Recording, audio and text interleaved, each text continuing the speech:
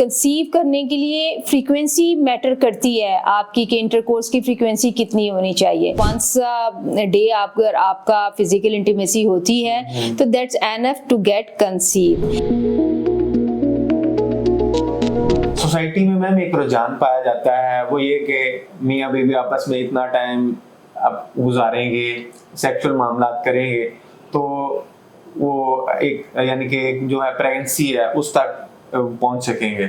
इसमें कोई है कि स्पेसिफिक इसमें कोई टाइम का या उनके हवाले से कोई डर और खौफ भी होता है, स्पेशली फीमेल्स में भी, क्योंकि वो उसे जानती नहीं होती, शादी के बाद उन्हें होता है कि हम किस बंदे के पास जा रहे हैं, किसे मिलना है, उसका एक खौफ तारी होता है। और इसमें स्पेशली मुझे बताइए कंसीव करने के लिए उन्हें किस तरह से, ये जो सोसाइटी में कहा जाता है कि इतने टाइम सेक्स जरूरी है, इसमें कोई सच्चाई है? देखिए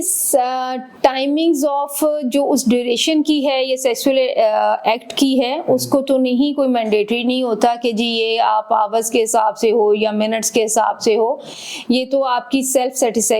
सेटिस्फेक्शन के ऊपर डिपेंड करता है। बहरहाल कंसीव करने के लिए फ्रीक्वेंसी मैटर करती है आपकी कि इंटरकोर्स की फ्रीक्वेंसी कितनी होनी चाहिए। तो मिनिमल फ्रीक्वेंसी जो हम रिक्वायर्ड कहते हैं, अगर ऑल्टरनेट डेज पे भी वंस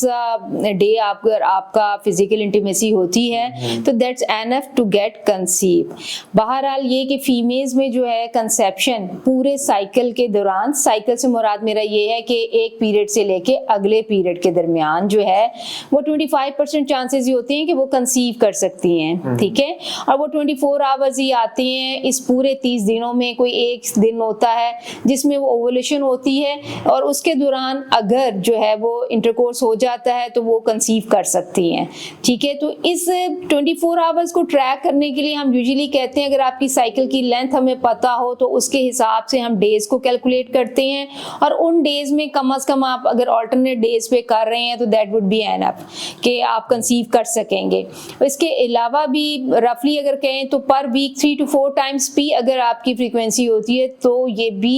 सफिशिएंट हो सकती है, आपके कंसीव करने में आपको हेल्प कर सकती है।